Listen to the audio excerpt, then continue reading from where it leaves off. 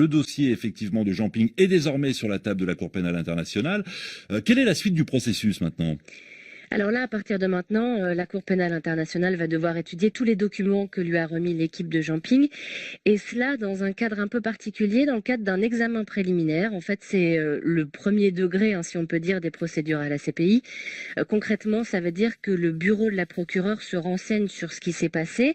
Donc, les documents de Jean Ping, en fait, vont être ajoutés à d'autres dossiers. D'ailleurs, il faut rappeler que cet examen préliminaire a commencé à la demande des autorités gabonaises qui accusent Jean Ping d'avoir tenu des propos incitant au crime contre l'humanité. Voilà, donc pour l'instant, on en est à cet examen préliminaire et l'étude de documents qui ont été remis donc par les deux camps à la CPI. Et cela peut prendre Au du terme, temps, cela peut prendre du temps, Anne Kantner. Je crois que... ça peut prendre des mois, ça peut Oui. prendre des mois parce qu'en fait, il n'y a aucun délai légal qui est imposé pour prendre une décision.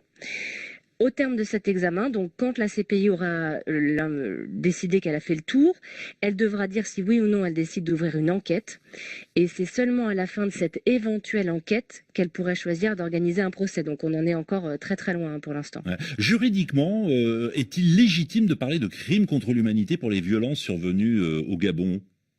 C'est vrai qu'on a plutôt l'habitude d'entendre ce terme pour des massacres, des situations dont le bilan est beaucoup plus lourd. Mais en fait, la qualification de crime contre l'humanité ne dépend pas du nombre de victimes. Ce qui permet de déterminer s'il y a eu un crime contre l'humanité, c'est l'intention. Il faut non seulement qu'il y ait une attaque contre des civils, mais aussi ou bien que les attaques soient généralisées, ou bien systématiques, c'est-à-dire avec une volonté répétée de s'en prendre à la population. Voilà, donc c'est ça que devront prouver les avocats de Jean Ping s'ils veulent parvenir à un procès à la CPI.